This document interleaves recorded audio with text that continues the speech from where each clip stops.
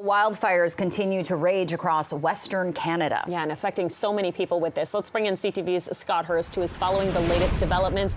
Good morning, Scott. So what is the latest with the wildfire threat?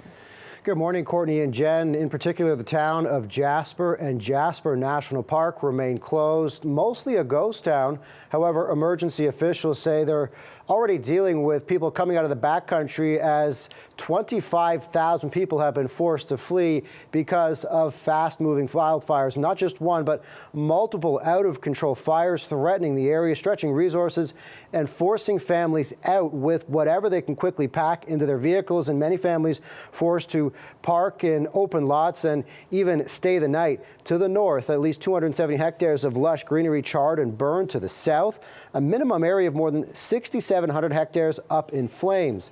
Jasper National Park and the town of Jasper have mobilized all resources available to them, including help from the federal government, provincial and municipal support as well, with the firefight coming from all angles on the ground and from the air. Jen and Courtney.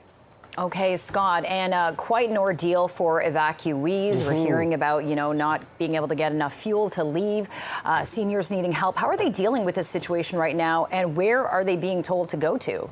Of course, getting out in these situations is never easy, and now finding a place to stay, adding more stress to an already tense situation for families.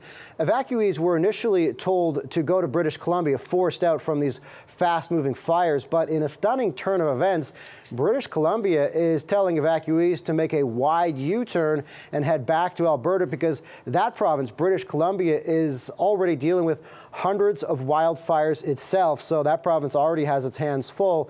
The small BC town of Valemount opening its arms, doing everything it can to help, but that small town is overrun with evacuees, and so they've initiated an emergency response, but there are so many people there that they're being forced to just park and sleep in their vehicles. Now, reception centers are being set up in Grand Prairie, Calgary and Edmonton, and so that is where people can go to get help, and it is quite a intense situation, quite a tense situation for families, as there are so few places to stay at the moment as they're being forced out by these fast-moving fires in one of Canada's most iconic and majestic national parks.